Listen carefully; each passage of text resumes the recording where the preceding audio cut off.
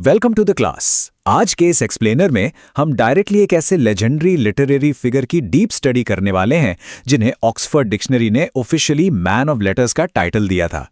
हाँ, हम बात कर रहे हैं सैमुअल जॉनसन की। लिटरेचर के फाउंडेशन के लिए इनका वर्क समझना लिटरली एब्सोल्युटली वाइटल है। लेट्स डाइव राइट इन। इस कंप्लीट स्टडी गाइड को हम अपना फाउंडेशनल चॉकबोर्ड बनाएंगे। लाइफ हो या इनके वर्क्स, हर एक डिटेल को step by step meticulously examine करेंगे। बिना एक भी बीट मिस किए ये एक प्रॉपर प्रोफेशनल ब्रेकडाउन होने वाला है। कोई भी क्रूशियल पॉइंट स्किप नहीं होगा।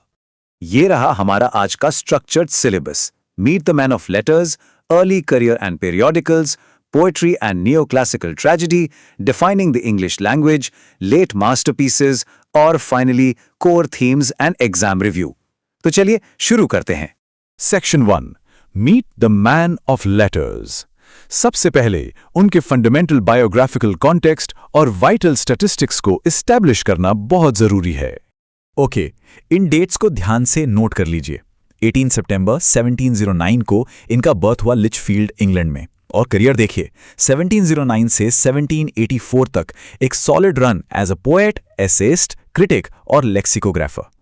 डेथ हुई 13 दिसंबर 1784 को लंदन में। पर एक क्रूशियल फैक्ट, इनकी लेगेसी को एक्चुअली सीमेंट किया इनके क्लोज फ्रेंड जेम्स बॉसवेल ने। उन्होंने पोस्टहुमसली एक बायोग्राफी लिखी, the life of Samuel Johnson. ये एक एब्सोल्यूट मास्टरपीस है। Section 2, early career and periodicals. आइए देखते हैं उनका फर्स्ट रेगुलर एम्प्लॉयमेंट और उनका मैसिव एसे आउटपुट। अब ये एक रियली इंटरेस्टिंग पॉइंट है। इंग्लिश वर्ड मैगजीन की एटिमोलॉजी देखिए, ये डायरेक्टली एक फ्रेंच वर्ड से ड्राइव हुआ है जिसका मतलब होता है स्टोर हाउस। 1731 में द जेंटलमैन्स मैगजीन ने इसको फर्स्ट टाइम यूज किया था।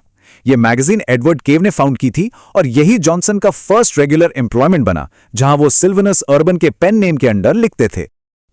ये तीनों मेजर पीरियोडिकल्स और उनके एग्जैक्ट ऐसे अकाउंट्स एब्सोल्युटली मेमोराइज करने हैं। द रैम्बलर 1750 से 1752, इसमें 208 एसेज थे और ये स्ट्रिक्टली हर ट्यूसडे और सैटरडे पब्लिश होती थी। मिडिल क्लास में बहुत पॉपुलर थी ये।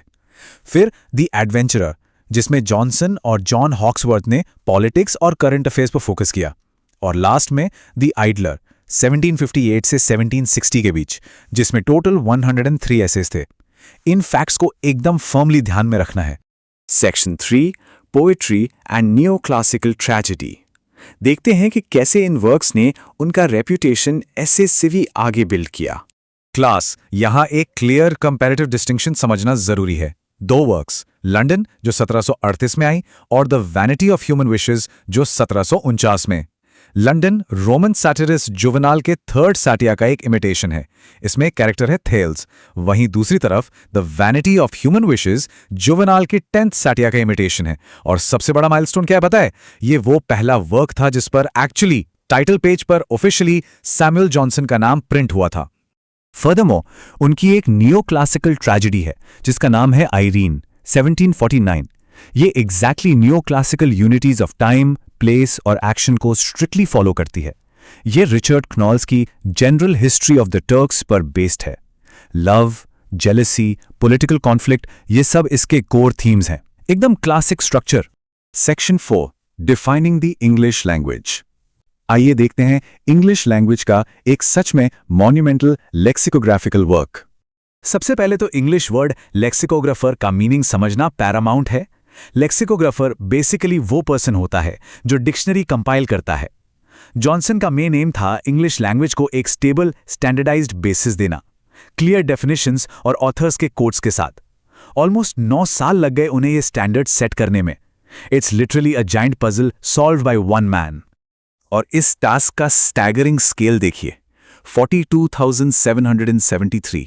जी हां, a dictionary of the English language में एग्जैक्टली 42,773 वर्ड्स थे।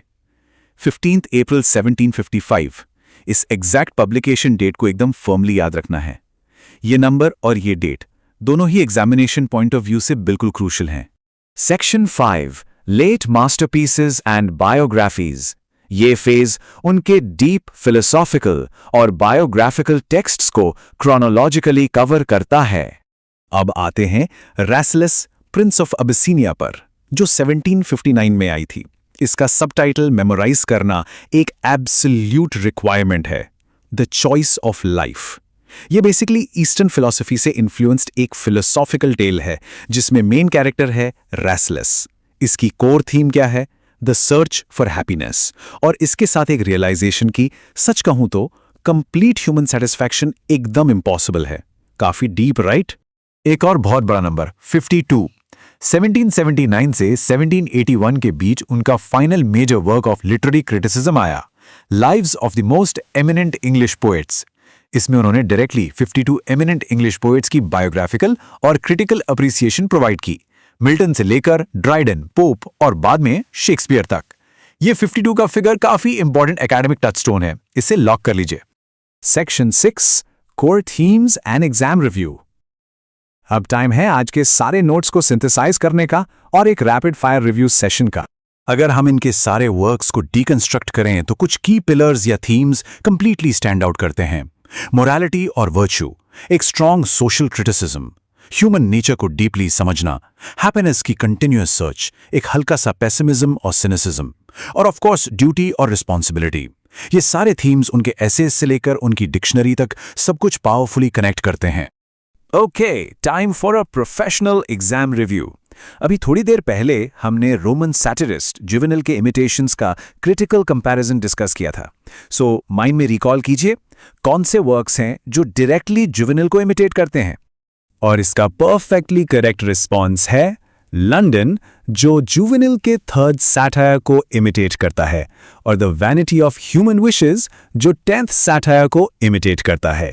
इन दोनों वाइटल वन लाइनर्स को बस अपने दिमाग में फर्मली लॉक कर लीजिए, ये बहुत जरूरी है।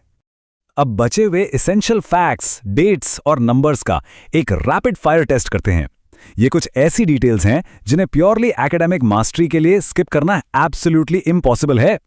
इन चारों आंसर्स को बस अच्छे से फिट कर लेना है। Which work is called the choice of life? Russell is Prince of Abyssinia. Dictionary कब आई? 15 अप्रैल 1755। द रैम्बलर में कितने एसेस थे? एग्जैक्टली 208।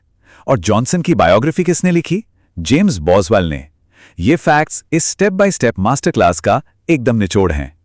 इस एक्सप्लेनर को कंक्लूड करने के लिए आइए मैन ऑफ लेटर्स के इस फेमसली सिनिकल पर्सपेक्टिव को देखें। Patriotism is the last refuge of a scoundrel. एक बार जरा सोचिए, ये कोट उनकी ह्यूमन नेचर और पॉलिटिकल ड्यूटी की अल्टीमेट अंडरस्टैंडिंग के बारे में हमें क्या बताता है? किस हद तक इंसान करप्ट हो सकता है? ये थॉट उनकी बाकी फिलॉसफी से बहुत नाइसली कनेक्ट करता है। So what does this all mean for us? इस प्रोवोकिंग थॉट के बारे में सोचिए। इसी थॉट के साथ आज की ये डीप स्टडी खत्म होती है। Keep studying and stay curious.